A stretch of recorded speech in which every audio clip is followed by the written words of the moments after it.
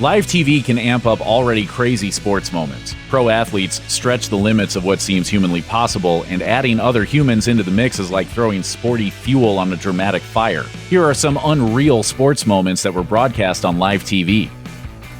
The 1994 NBA Finals have often been called the Forgotten Finals. In case you're one of the many who forgot what happened, the Houston Rockets, led by Hakeem Olajuwon, squared off against Patrick Ewing and his New York Knicks. On paper, it was an awesome matchup between two of basketball's most towering figures. In reality, it wasn't particularly exciting, until something happened off the court that fans will never forget. Police had recently charged retired NFL player O.J. Simpson with the killings of his ex-wife Nicole Brown Simpson and her friend Ron Goldman. He was supposed to turn himself in, but instead he jumped into his now infamous white Bronco and fled at an almost leisurely pace along the freeway. Watching an NFL Hall of Famer lazily evade capture was apparently more exciting than whatever the Rockets and Knicks were doing, so NBC relegated the game to a small box in the corner of the screen.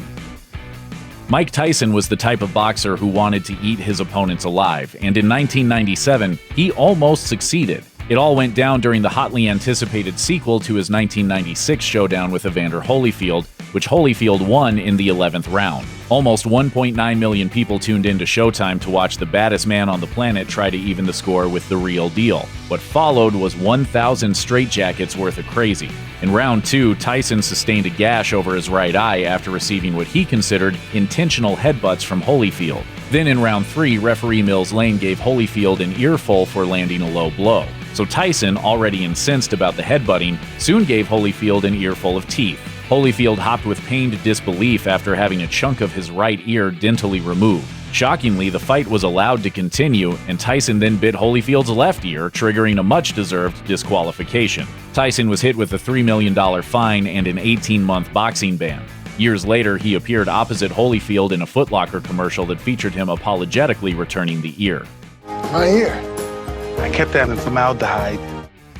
NBA legend Shaquille O'Neal was a special kind of huge. The 7'1" center resembled an oversized redwood tree on the court. Even the by no means small Charles Barkley once said, I played in the NBA for 16 years. Shaquille O'Neal is the only guy that I ever said, wow, that's a big dude. And how could Barkley not feel that way?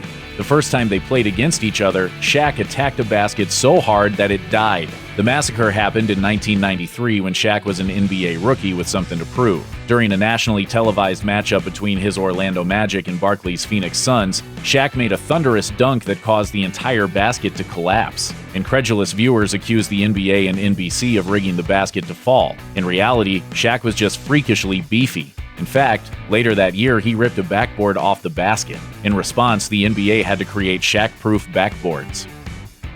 The NBA has seen more than its fair share of off-the-wall characters. Among those oddballers was Ron Artest, who now goes by Metta World Peace. A cursory glance at his basketball past will make you think his new name is a meta joke.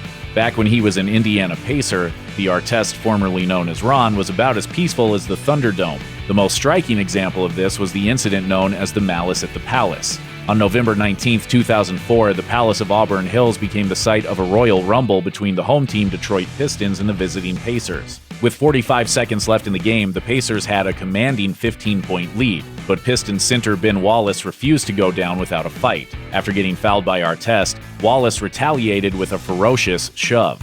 Officials and players quickly stepped in to prevent a fistfight, but Pistons fan John Green reignited the spark by chucking his beer at Artest.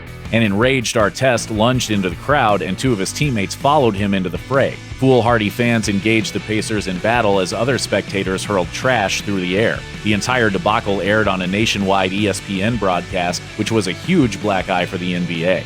In response, the league suspended 9 players for a total of 146 games, including 86 for Artest. When you truly love someone, you'll move heaven and earth to show them how much you care. The same thing happens when you love a sports team, except it's creepier since most fans don't know the players personally. Nevertheless, a dramatic fan gesture can be insanely sweet, or at least insane. One fan named Mike Sergio loved the New York Mets so much that he didn't just move heaven and earth. He moved from earth to heaven and back down again to show his support.